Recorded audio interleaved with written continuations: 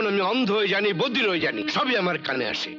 যাকে আমি ওসব নিয়ে কথা বলতে চাই না বাবা। আমার টাকাটা দরকার, তুমি দিতে পারবে কিনা বলো। ঠিক আছে, দুপুরে আমার অফিসে এসো।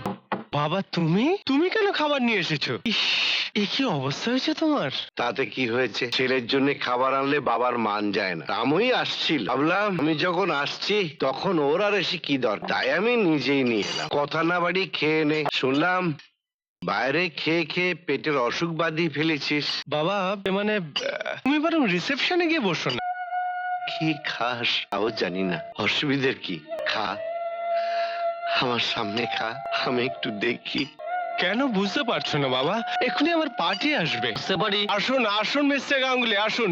কেমন আছেন বলুন? ভালো, খুব ভালো। মানে লাঞ্চ আওয়ারে এসে ডিস্টার্ব করলাম না তো? No no, it's all right. কি খাবেন বলুন? নো থ্যাঙ্কস, মানে আমি কিছুই খাবো না, লাঞ্চ সেরে এসেছি। Please have your food. আপনার মতো বাড়ির খাবার আনিয়ে খাওয়া হয় না। আপনি সত্যি ভাগ্যবান। বাড়ি থেকে স্ত্রী খাবার তৈরি করে পাঠান। তাছাড়া উপায় কি বলুন? হোটেলে খেতে খেতে পেটে অসুখ ধরে গেছে। খুব ভালো করেছেন, খুব ভালো করেছেন। তা এই বুড়োকে তো আগে কখনো দেখিনি, নতুন চাকর রেখেছেন বুঝি?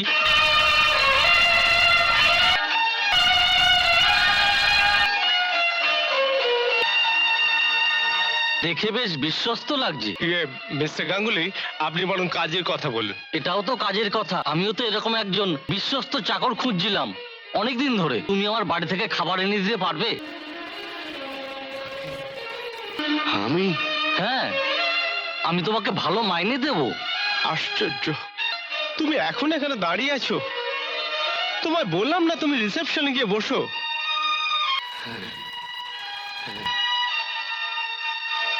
যাচ্ছি। নতুন চাকর রেখেছেন বুঝি? চাকর রেখেছেন বুঝি?